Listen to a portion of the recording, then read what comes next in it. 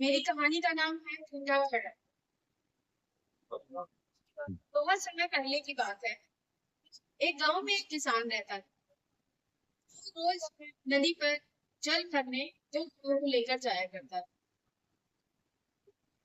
उसके पास जो दो घड़े थे, उस घड़े में से एक घड़ा सही सलामत था और एक घड़ा टूटा हुआ। वो इन दोनों घड़ों को लेकर नदी में जाता था और कंधे पर एक लकड़ी में दोनों घड़ों को बांध करके घर लेकर आता। जो घड़ा सही सलामत था, वो जब घर पहुंचता था तो उसमें पानी भरा होता था। वो इस पर बहुत गुमान करता था कि अरे तू जो है आधा ही घड़ा पानी लेकर आते, मैं तो पूरा पानी लेकर आता। तो टूटा घड़ा उदास हो जाता था।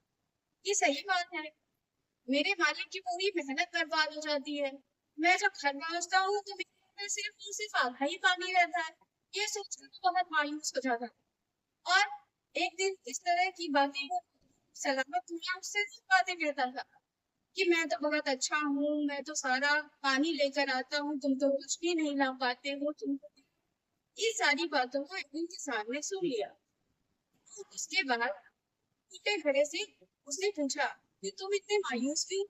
उसने कहा कि मालिक, मैं आपके काम नहीं आ पा रहा हूँ, मैं आधा ही पानी लाता हूँ। तो किसान ने कहा तुम मायूस मत हो, तुमने रास्ते में आते हुए उन फूलों को नहीं देखा जो तुम्हारी वजह से पानी पा रहे थे।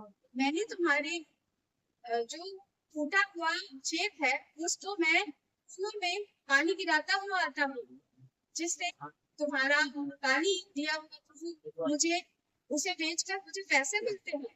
इस तरह से मुझे काम आते हैं। इसलिए तुम किसी तरह से उदास नहीं हो कि मेरे अंदर कोई कमी है।